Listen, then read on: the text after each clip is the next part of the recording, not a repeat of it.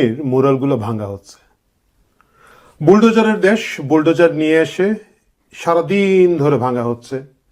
মুক্তিযুদ্ধের mural, 52 mural, সবগুলো যেগুলা আমাদের পূর্বপুরুষরা তৈরি করেছিলেন, যেগুলা রক্ত দিয়ে, সম্ভ্রমের বিনিময়ে, শ্রমের বিনিময়ে, ঘামের বিনিময়ে, শত শত মানুষের ত্যাগের বিনিময়ে তৈরি করেছিলেন আমাদের পূর্বপুরুষরা, যারা 52 সৃষ্টি করেছিলেন, 69 সৃষ্টি করেছিলেন, যারা 71 সৃষ্টি করেছিলেন, তাদেরকে যে নিয়ে মুরালগুলো ছিল সেগুলো বুলডোজার দিয়ে বিজয় সরণি রাস্তাটার নাম ভাঙা হচ্ছে। আপনি আমরা সকলে তাকিয়ে তাকিয়ে তা দেখছি। এই হচ্ছে অবস্থা। এই ঘটনার পরে যাদের মনে বিন্দু মাত্র সন্দেহ আছে যে এই সরকার, ডক্টর ইউনূস এবং তার যে সরকার, এরা পাকিস্তানের প্রেতাত্মা সরকার, এরা রাজাকারের সরকার, এরা মুক্তিযুদ্ধ বাংলাদেশ বিরোধী একটা সরকার, যাদের মনে বিন্দু মাত্র সন্দেহ আছে, আপনারা বোতাতোদা, আপনারা মানুষের মতো দেখতে, কিন্তু আপনাদের সেই ব্রেন ডেভেলপ করে নাই। আমি বিশ্বাস করি আমার এবং আপনারা যারা অনেকে ভিডিওতে দেখছেন তারা অনেকেই একমত হবেন যে এই ঘটনার পরে আর বিশ্বাস করার কোনো কারণ নাই যে এদের মধ্যে বাংলাদেশকে নিয়ে, মুক্তিযুদ্ধকে নিয়ে, বাংলাদেশের ইতিহাস, ঐতিহ্য, বাঙালি জাতিকে নিয়ে কোনো ধরনের মায়া মমতা আছে। এরা এইখানে এসেছে শুধুমাত্র 1971-এর প্রতিশোধ দিতে, আওয়ামী লীগের বিরুদ্ধে, শেখ হাসিনার বিরুদ্ধে যা ইচ্ছা করুক, আই ডোন্ট মাইন্ড। রাজনীতির লড়াই, রাজনীতির জায়গায় থাকুক, কিন্তু এটা রাজনীতির লড়াই নয়, এটা বাংলাদেশের লড়াই। এবং এই লড়াইটা ডক্টর ইউনূস এবং তার লোকজন শুরু করেছে। আমার কিছু বন্ধু বান্ধব আছে, এগুলো হচ্ছে টাইপ 2 রাজাকার। আপনারা এদেরকে অনেকেই আদর করে লাল বদর বলেন, এবং লাল বদর বলার পরে এরা আবার খুব রাগ করে আমাদেরকে কেন লাল বদর বলা হয়। এই লাল বদর, আমি লাল বদর বলি না, যারা পাবলিক বলে আপনারা বলেন লাল বদর, এগুলো হচ্ছে টাইপ 2 রাজাকার। টাইপ 2 রাজাকার হচ্ছে টাইপ 2 ডায়াবেটিসের, এটা গোপন থাকে, এটা বুঝতে পারে না, এটা বুঝতে বুঝতে অনেকদিন চলে যায়, হঠাৎ করে অন্যান্য অসুবিধা দেখা যায়, তারপরে ডাক্তার সন্দেহ করে ব্লাড টেস্ট দেয়, ব্লাড টেস্ট দেওয়ার পরে ওরে বাবার, এটা তো একটা বিশাল আকারের ডায়াবেটিস হয়ে বসে আছে দীর্ঘদিন ধরে। তো এই টাইপ 2 ঢাকা শহরের সকল প্রগতিশীল যেগুলো আছে, এগুলো হচ্ছে সেই টাইপ 2 রাজাকার, যারা নিজেরা হয়তো এখনো টের পাচ্ছে না টাইপ 2 ডায়াবেটিসের মতো যে তারা কত বড় রাজাকার। এরা আজকে থেকে অনেক দিন আগে, গত জুলাই আগস্টে বলছিল তুমি কে আমি কে, আমরাই বিকল্প, এবং মুক্তিযুদ্ধকে, 71-কে শেখ হাসিনার কবল থেকে উদ্ধার করে নিয়ে আসতে হবে।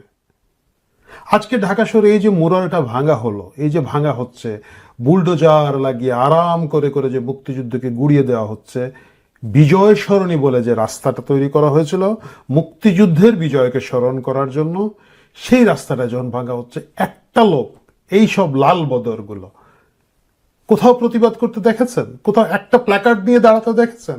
কোথাও কেউ বলেছে এই লাল বদরগুলো যে এনাফ ইজ এনাফ? বলে নাই। কারণ হচ্ছে যে আন্দোলন গত জুলাই আগস্টে শুরু হয়েছিল তুমি কে আমি কে, রাজাকার রাজাকার বলে, রাজাকাররা যখন প্রক্লেমেশন দিয়েছিল, ঘোষণা দিয়ে যখন তারা এই আন্দোলন করেছিল, সেই আন্দোলনের ফলশ্রুতিতে রাজাকার যে দাবি করেই আন্দোলনে এসেছে, জিতেছে, এবং তারাই তাই করবে, এটা অস্বীকার করার কিছু নাই। এটা মানে ভিন্নভাবে দেখার কোনো সুযোগ নাই। কিন্তু ভিন্নভাবে দেখার সুযোগ না থাকা সত্ত্বেও একটা জিনিস বলতে চাই, মুক্তিযুদ্ধকে মুছে ফেলার, 52-কে মুছে ফেলার যে চেষ্টা এই সরকার করছে, ডক্টর ইউনূস এবং তার সকলগুলা পাকি জারজ রাজাকাররা মিলে করছে, এই চেষ্টা সফল হবে না। এই চেষ্টা সফল হবে না কারণ 52-তে হয় নাই, 69-এ হয় নাই, 71-এ হয় নাই, 24-এ, 25-এ, 26-এ, 27-এ, 28-এ এসে আপনি সেই চেষ্টা করে সফল হয়ে যাবেন? এত সোজা? 3-4 দিন আগে আমার সাথে এখানে যুক্তরাজ্যের একটি বিশ্ববিদ্যালয়ের একজন ছাত্র দেখা করেছিলেন। তিনি আসলে সারা বিশ্বের বিভিন্ন তরুণ জাগরণকে নিয়ে উনি হয়তো একটা পিএইচডি করার চেষ্টা করছেন। তো এর আগে এক ধরনের রিসার্চ ওনারা করেন, আমি জানি না ভাই, আমি পিএইচডি করি নাই কখনো।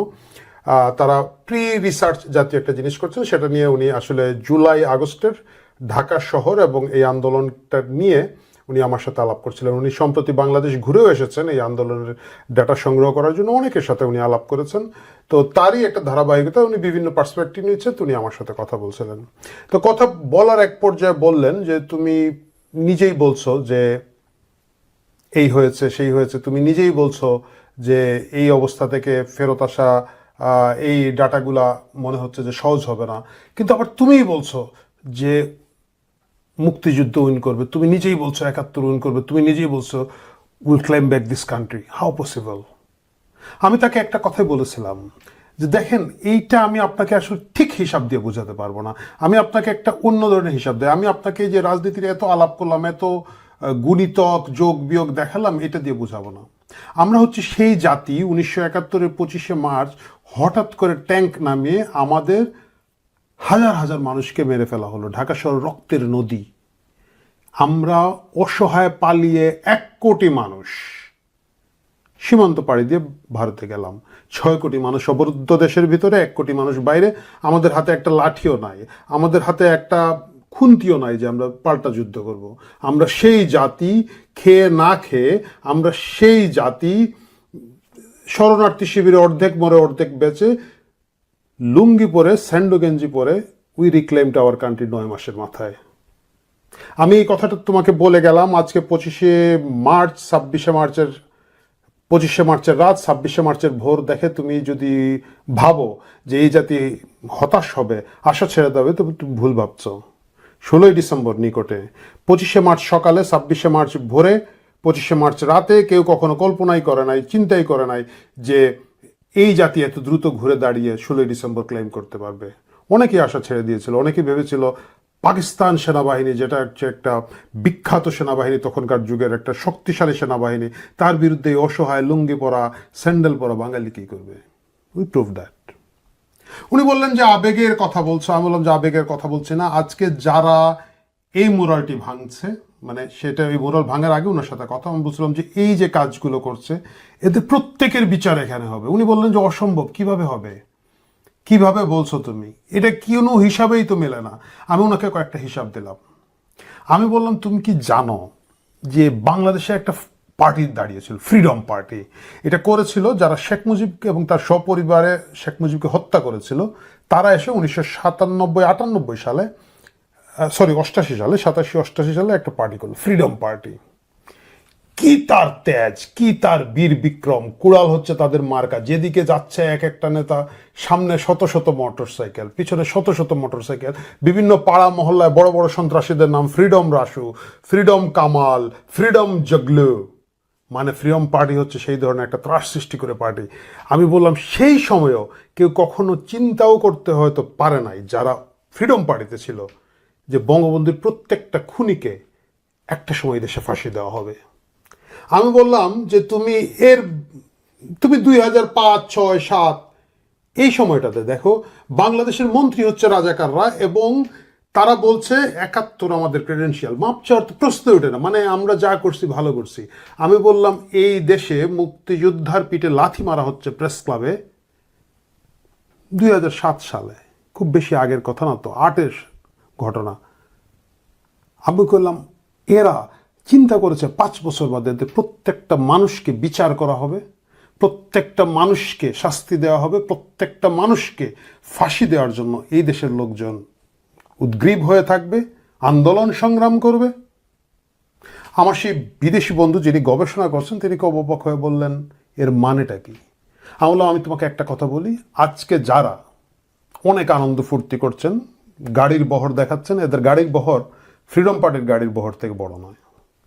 আজকে যারা অনেক বেশি হ্যাডম দেখাচ্ছেন, আমার মুক্তিযুদ্ধের প্রতিটি পিসকে টুকরা টুকরা করছেন, ভাঙছেন, তাদের বাপেরা বলেছিল 71 তাদের ক্রেডেন্সিয়াল।